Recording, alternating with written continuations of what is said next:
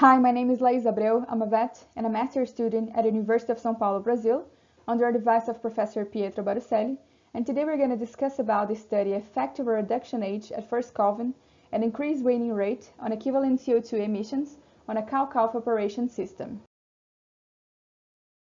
I don't know if you already listened about the 17 Sustainable Development Goals, but these goals are an urgent call for action by all countries, and our study is related to two of them, Goals 2 and 17.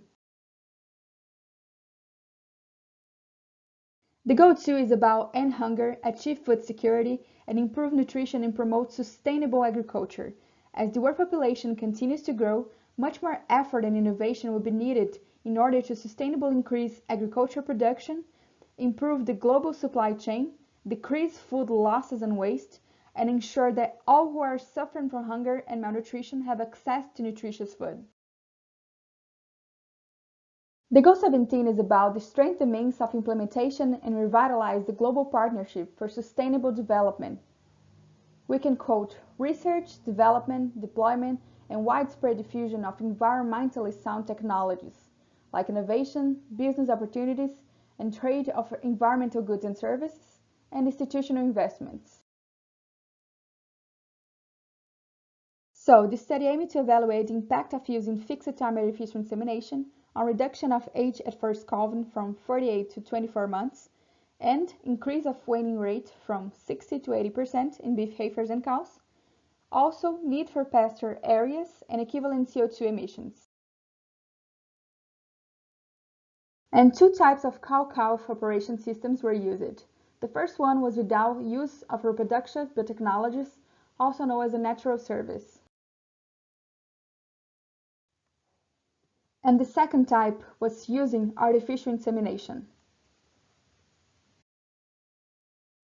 We considered 1,000 animals to produce 400 male calves for beef fattening system, and animals were considered as an international unit, as one unit equal to 450 kilograms of live weight, and 1 unit per hectare was used. Emissions data considered was methane and nitrous oxide by animals and manure, and values were converted considering 25 for methane and 298 for nitrous oxide per unit of CO2 equivalent. Emissions values for production system per year was converted to dollars according to international carbon quotation on European exchange.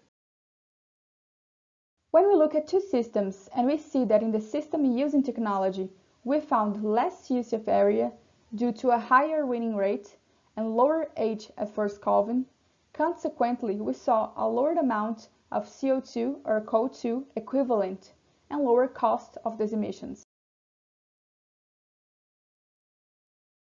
As conclusions, observing that two systems are reused, the first one, which now receive any technology compared to the other one, which received time-fixed artificial insemination, we saw that the first group needed more time and more area inside the property. So, the use of time-fixed artificial insemination increased reproductive efficiency, reduced use of area, reduced impact of CO2 or CO2 equivalent emissions cost, and all this to get the same production of 400 male calves for beef fattening system.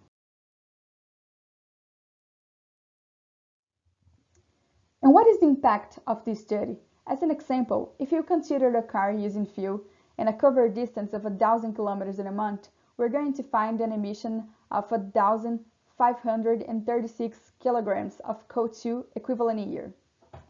And if you take the value emissions of CO2 equivalent a year that we save when we use time-fixed artificial insemination, it was possible to calculate the adoption of the use of technology in production system will have an impact similar to remove some cars off the street, and exactly 913 cars.